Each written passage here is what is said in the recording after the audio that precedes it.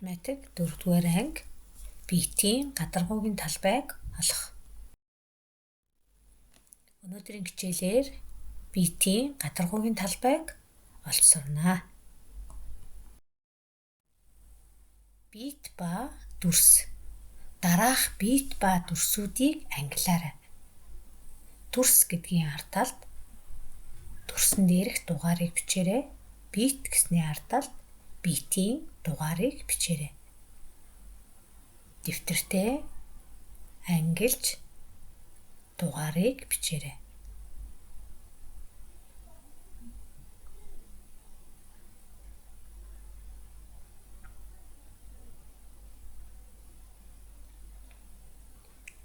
Хамтдаа шалгая.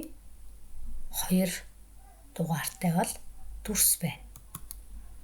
3, 4, 5, 7, 8 эдгээр бол дүрс байна. 10 бас дүрс байна. За 1 биет байна. 6 биет байна. 9 биет байна. Зургийг ажиглаад төстөө биеттэй харгалзуулаарай. Шоо аль биеттэй төстэй байна? О, залаа эдгээр дүрстэй биеттэй төстэй байна. За куб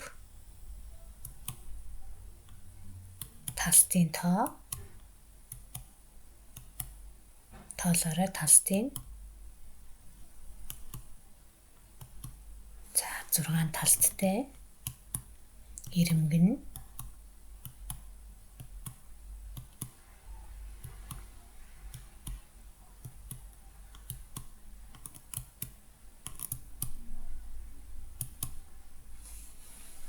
хоёр ирмэгтэй ах нэ.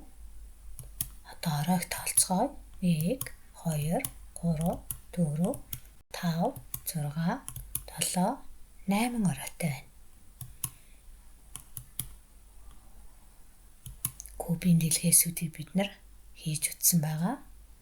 За энэ мэтлэнгээр олон дэлгээсүүд байдаг. За тэгш өнцөгт параллелепипедтэй эргэн сайн харъя.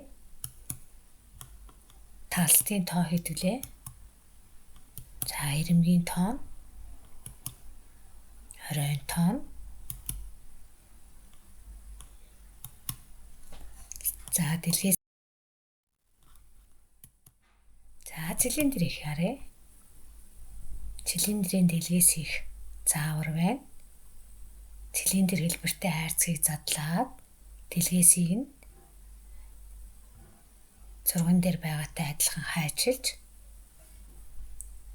дэлгээс ямар дүрсүүдээс бүрдэж байгааг нь ажиглаж зураарай. Хамтдаа дасгал 1-ийн ажлыг зааврын дагуу ажиллаарай. Параллелепипедийн дэлгээсийг эхлээд дэвтэртээ зурна. 2 дахь алхам нь талс бүрийн талбайг хүснэгтэнд тэмдэглэж нийт талбайгаа олно. Ямар талстууд хоорондоо тэнцүү талбайтай байна вэ гэдгийг ажиглаж харна. 3 дахь алхам нь талсын ирэмгүүдийг хэмжиж дэлгээс дээр тэмдэглэнэ. Ямар ирэмгүүд нь тэнцүү урттай байна вэ гэдгийг ажиглаарай. Зааврын дагуу хийж гүйцэтгээрэй. Хүснэгтээ зураад дэлгээсээ зураад алхмын дагуу тэмдэглэх нь байна. Кубын гадаргуугийн талбайг олцгоё.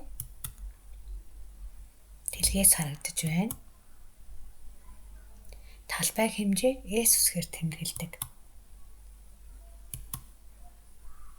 Гадаргуугийн талбайн хэмжээг S1 гэж тэмдэглэдэг.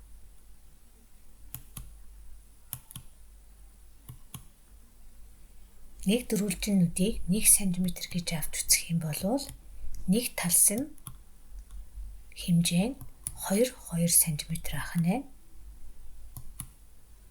Тэгвэл нэг талсын талбайг олохын тулд 2-ыг 2-оор үржүүлээд 4 см квадрат болно. Яг энэ талс 6 удаа байгаа учраас 6-аар үржүүлэх юм бол 24 см квадрат гарах нэ. За 6 гэдэг нь 6 ижил талс байгаа гэдэг. Квадрат буюу тэмдэглэсэн. За параллелепипедийн ирэмгүүд нь 2 см, 6 см, 8 см бол гадаргуугийн талбай хэмжээг олцгоё.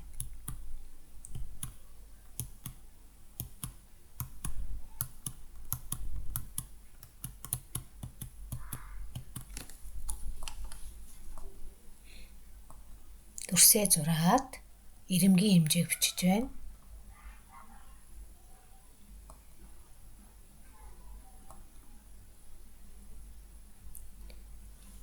Зургаан сантиметрийг 3 см-аар үржүүлж нэг талсын талбайг олж байна.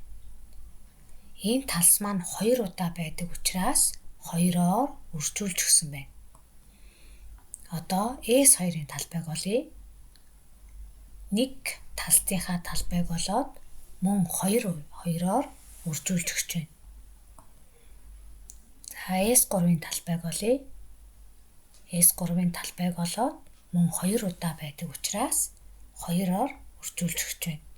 Нийт талбайгаа олохын тулд талсуудаа хооронд нь нэмж өгсөн байна. За тэгэхээр параллелепипедийн талсууд маань 2-2-ороо ижил байдаг учраас тус бүрд нь олоод 2-оор үржүүлж болох нь байна. Гэрийн даалгаварт параллелепипедийн гадаргуугийн талбайн хэмжээг олно. А, Б, В, Г гэсэн 4 дүрс өгөгдсөн байна. Ирэмгийн уртууд нь өгөгдсөн байна. Тэгэхээр тус бүрийн гадаргуугийн талбайг олох нь байна. Дараагийн бодлогот дэлгээсүүдийн талбай хэмжээг бас олох юм байна. Дэлгээс нь өгөгдсөн байна. А дүрс нь кубын дэлгээс байна. Б дүрс нь параллелепипедийн дэлгээс байна. За эдгээр бодлогонуудыг дэвтэрэн дээрээ зураад хүснэгтэнд тэмдэглээд гадаргуугийнхаа талбайг олоорой. Хичээлээ давтан үзээд бодолтуудаа сайн тэмдэглэж аваад ойлгоогүй зүйлээ даган дуурайж хийж үзээрэй.